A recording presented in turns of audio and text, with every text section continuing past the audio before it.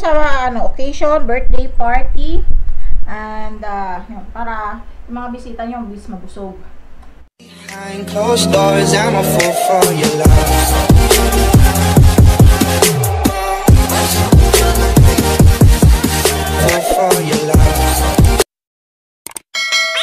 Hello mga kapusa and welcome back to my channel. Okay, so ngayong araw na to is magluluto po ako ngayon ng isang recipe na galing sa Cebu, Dalaget. So, banana meat. Ayan. So, nilutuan kami nito one time, yung partner ko. Sobrang sarap, nasarapan ako. And then, yung mga staff ko rin nasarapan. So, ngayon, itatry namin ngayon magluto. And then, kasi hindi ko siya nakikita dito sa Manila na may mga nagluluto. So, ituturo ko rin yung recipe. So, start na tayo mga kapusa. Ang recipe po namin is, special is, giniling na baboy. Ayan. And then, luya, sibuyas na chinak, okay, and then ground paper or dinikdik na pamintang buo, and then bawang, syempre seasoning, hindi natin babanggitin ko ano ba yan, and then flour at itlog. Imbis na tubig, itlog gamitin natin, and especially saging.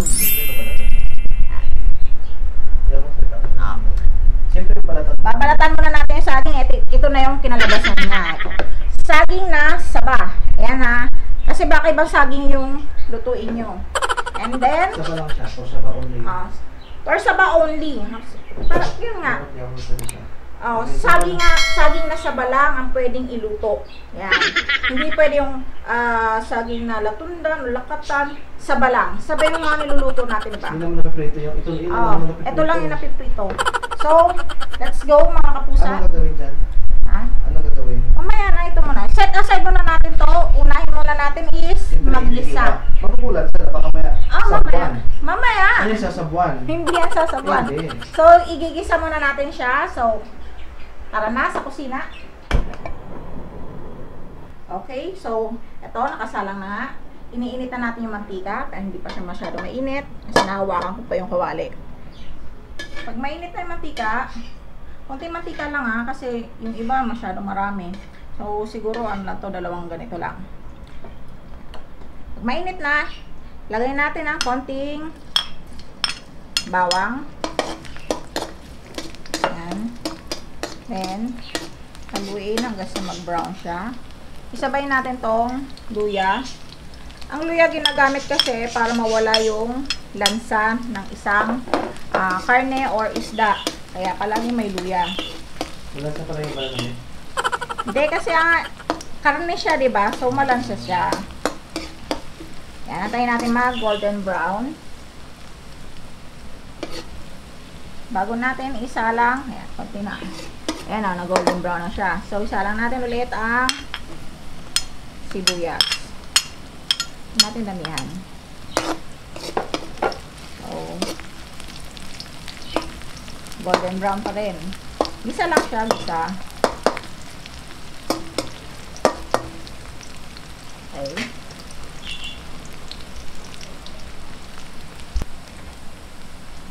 Okay, golden brown na. So, ang susunod natin is itong main ingredients na giniling na baboy.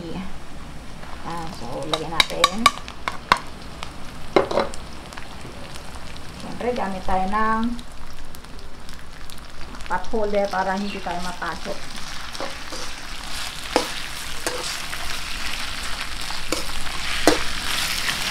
Saute lang natin siya ng saute hanggang sa makuha niya yung mga taste ng sibuyas, luya, at saka bawang. Mainit pa. Then, siyempre, ang the best is ang tawag ito is pork cubes. Yan. And then, lagyan natin ng konting magic sarap, pampalasa. And then, ito, ground paper. Bakit ako may ganito? Yan. Ito yung beef cubes. Ang beef cubes kasi nagpapalabas ng lasa ng isang putahe.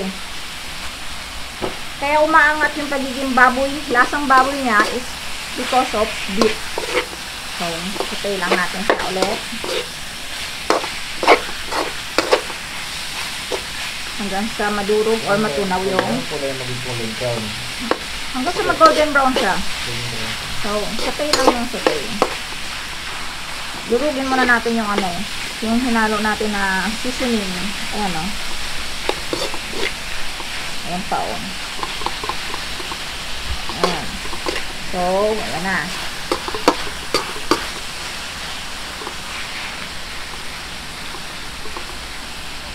Set aside natin siya.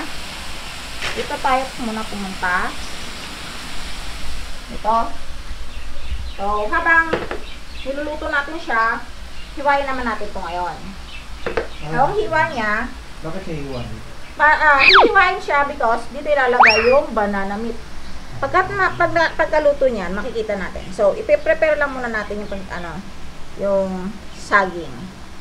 Ayan siya.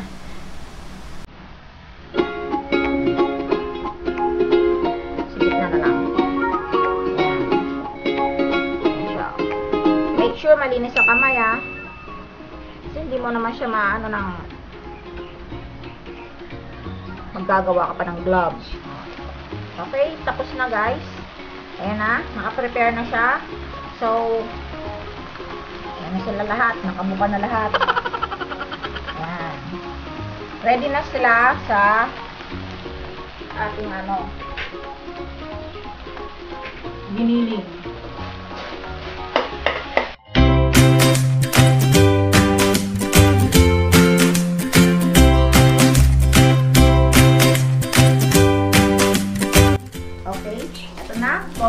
Golden brown na siya. Ayan, diba? Malinamnam at saka masarap. Yan. And then, after that, so, patayin muna natin ang kalan. And then, palamigin muna natin siya. Lipat natin siya sa lagayan. Lipat ko na siya sa lagayan. Yan. Kasi, palalamigin muna natin siya bago siya ipasok sa gitna ng saging. Naka-prepare na po yung second batch na gagawin natin dito sa saging na saba. So, ito na nga. Ayan. Tumalamig na siya. Ito na natin gagawin is paghaluin natin ng flour sa itlog. Imbis na, tubig, itlog ang ginamit ko. Kasi, mas madikit siya, tsaka hindi talaga siya nabubuksan yung itlog, di ba ang ganda? Mas malapot siya kasi sa water. Lagyan natin siya ng seasoning, ground beef or pamintang durog. And then, kasi yung iba asin, so sa akin, magic sarap. Para mas masarap. Haluin mabuti para mag-blend yung lasa. Okay? Ito na siya. O, di ba? Ganda ng pagkalapot niya.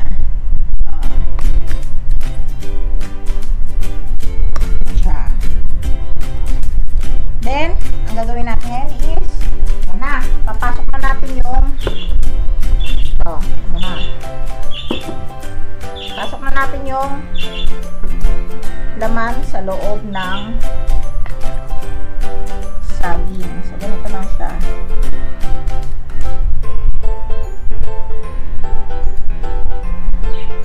Nabiyak masyado. So, masarap kasi maraming laman sa loob. Ayan. Bakit siya tinawag na banana meat? Kasi saging na nilagyan ng laman sa loob. Pwede itong pang merienda at pwede rin itong mamaya pa yan. Pwede itong pang merienda at saka mostly ang ginagawa nila pang ulam. Nakakatuwa nga kasi syempre ulam na nga sa loob. Pero yung mga nagda-diet, yun, hindi na nila kailangan ng kanin. Pero yung iba, kailangan pa ng kanin. lalagyan pa ng kanin. Kasi sabi nga nila ulam daw. Oo. Kompletong ricados na kasi siya. Nakabusog sa isa pala. Isang isang saging, busog ka na. May merienda ka na, may ulam ka pa.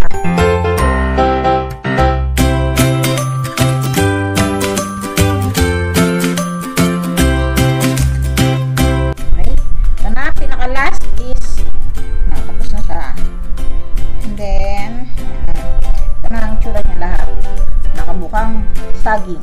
Kaya siya tinatawag na banana meat kasi ayan nga, saging na may meat sa loob.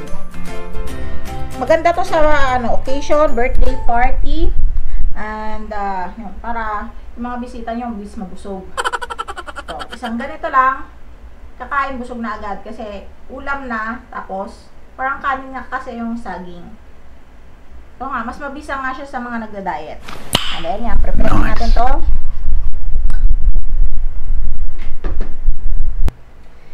Ito na, ito yung use nito. Ito. Yan nyo. Bakit yung ginagamit? Kasi siya yung magsisilbing lock para hindi kumalat yung hindi nahuhulog, hindi kumalat yung meat pag prinito.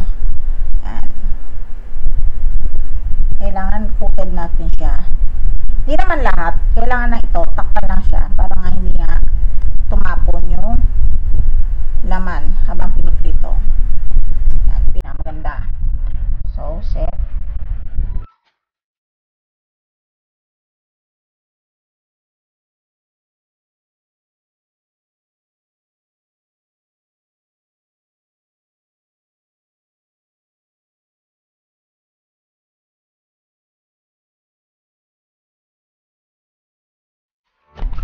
Na-prepare na.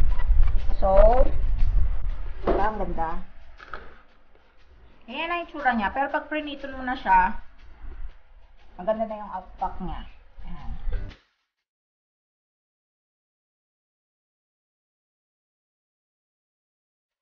Prepare na siya mga kapusa. Ready na siya sa pagprito. Papainitin muna natin yung mantika. Mainit na yung mantika, so sasalang na natin ito. So, dapat dahan-dahan yung pagsalang. Unahin natin yung ilalim. Ayan na siya. Kailangan, careful kasi kumukulo yung mantika. Baka mapasok. Dahan-dahan lang. Antayin natin siya hanggang sa mag-golden brown yung saging bago natin siyang baliktarin ulit. Ayaw. Makulit yung isa. Ayan. Bigyan pa natin ng isa. Kasi sayang yung mantika. Kailangan. So, bakit may ganito? Bakit natin nilagyan ng tissue para pag luto na siya, tilagay natin to dito, ma-absorb ng tissue yung mantika. So, hindi siya masyadong mamantika pag sinerve natin. Okay, antayin na. So, antayin natin hanggang sa mag-golden brown.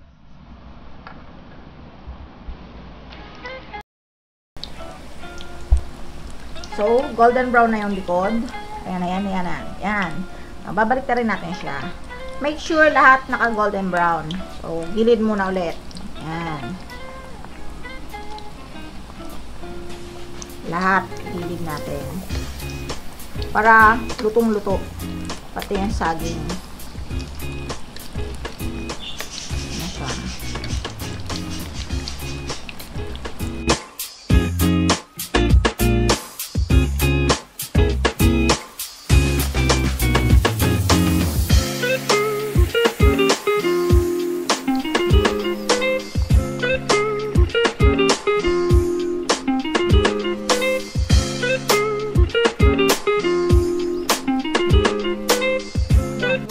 Golden brown na siya. Kasi yung iba hindi pa masyadong luto. Yan. Okay na siya. Yan. Ito na ang finished product ng prinitong banana meat. Pinatunan na natin siya sa yan siya. Bang ganda. Golden brown. Yan yung ibig sabihin lutong-luto na talo siya. Ito na po ang finished product ng banana meat. Masarap. Tignan muna natin guys. Tignan natin yung finished product na ginawa ko. Ito lang kagkain yan. Yung mga manok, kailangan ng plato, tsaka tinidor, platito, tinidor. Sa atin naman ngayong mga hindi naman masyadong social.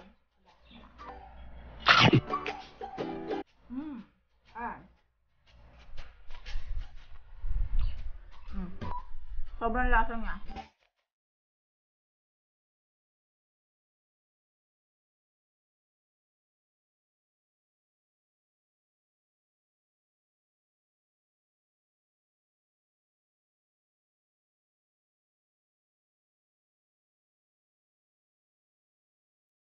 Mga kapusa, salamat sa inyong panunood at pagsubaybay sa aking channel. Maraming po salamat. Bye-bye!